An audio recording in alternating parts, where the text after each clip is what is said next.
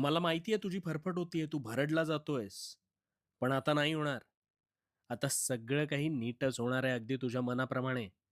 तुला वाटत असेल तू इतका अडचणीत आहेस, तरी मी असं का बोलतोय, हो ना? आता माझं बोलणं आहे ना, ते अगदी शांत चित्ताने ऐक. तुला सगळी उत्तरं मिळतील. कारण खरंच होणार आहे सगळं नीट. चिंता करू नकोस. चिंता तुझ्या नकळत तुला जिवंत जाळते, पण तरीही तू तिलाच उगाच कवटाळतोस. हो, मला माहिती आहे तू अडचणीत आहेस. पण हाच खरा खेळ तुला कळलेला नाही. अरे दगडालाही देवत्व प्राप्त व्हायला अनेक घाव सोसावे लागतात, तेव्हा कुठे त्यातून मूर्ती साकार होते. पण मग ह्या उपरोक्ष तू तर माणूस आहेस.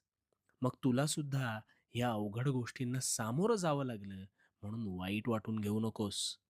हिरा आहे ना, हिरा हा अनेक घाव सोसतो, तेव्हा कुठे त्याला किंमत प्राप्त होते.